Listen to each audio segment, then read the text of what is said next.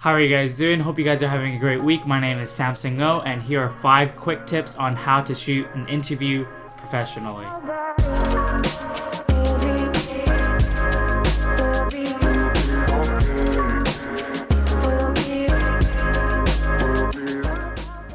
Alright, so moving into tip number 1, it is to find a location. Finding a location is crucial for setting the tone for the video. You'll want an environment that will add to the story as well as the person that you're interviewing. Moving to tip number 2, that is to create a shallow depth of field. Now this is all depending on the camera lenses that you own.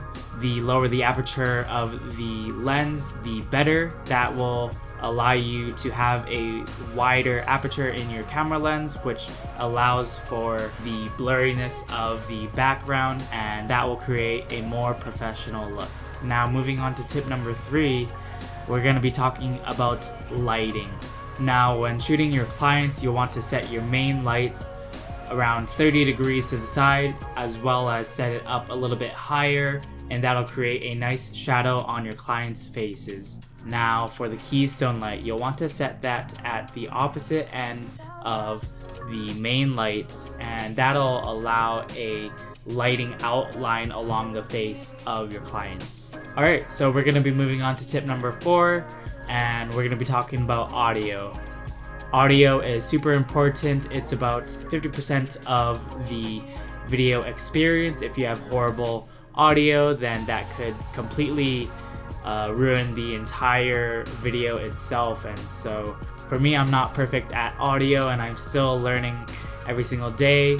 You can either use a lavalier mic, which hooks onto your shirt, a Rode video mic, which goes on the camera, or a in-studio mic like here. Alright, so now we're going to be moving on to tip number 5, and that is my final tip for you guys, and it is where to place your camera. For a more personal look, you're going to want to put the camera directly in front of the client, and they're going to be talking into the camera, which will allow them to connect with the audience a lot better. For a more professional look, you're going to want to set the camera off around 30 degrees, and you're going to have the interviewer directly in front of them this time, and they're going to be asking questions and just having conversation. I prefer this style a lot more than the first style, and that's just because it allows the client to be more comfortable and they're able to talk to an actual person rather than talking to your camera. Alright, so that basically concludes my video on how to shoot